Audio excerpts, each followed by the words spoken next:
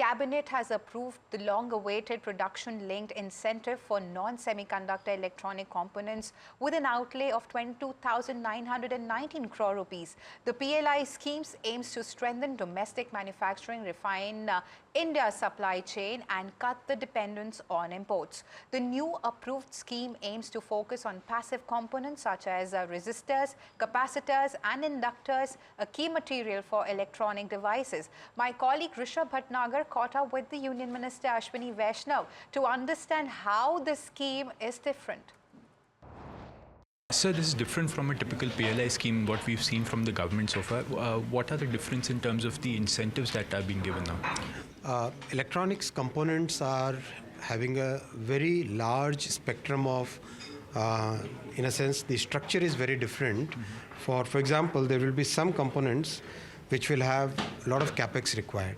There will be some components where the turnover will be very high compared to the capex which is put in. So that's why we decided to have a focused way in which components which require capex support will be giving capex support. And components, and in fact for all the components, we are also keeping an employment linked incentive. Once a certain employment threshold is crossed, then only the incentives will start kicking in. So that's very important. Today, as you know, electronics manufacturing has grown 5 times in the last 10 years. It is now close to 10 lakh crore industry. And exports have grown 6 times in the last 10 years. Its exports are today about 2.5 lakh crore rupees worth exports. And electronics exports are today among the top 3 exports in our country. So, and employment has reached about 25 lakh. So our objective is to reach 60 lakh employment and 500 billion electronics manufacturing total by 2030-31, and it's a big target, but this scheme will be a major boost in that.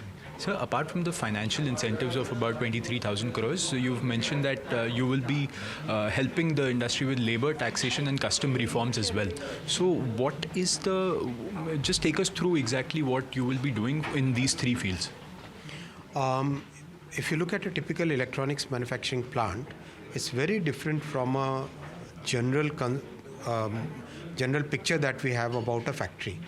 It's a clean environment, air conditioned, people can work in good, reasonable level of comfort. So that's why we have been requesting the state governments to have different type of regulations which are different from a normal factory kind of setup. Secondly, each of the units has a very large number of people employed. So if you want to transport everybody, then it becomes a major hassle. So why can't we have the dormitories or the residential areas also located within the factory or absolutely adjacent to the factories? So that's why we have been requesting the state governments to have a different set of regulations. Secondly, because this is a global industry, so what kind of customs classifications are there?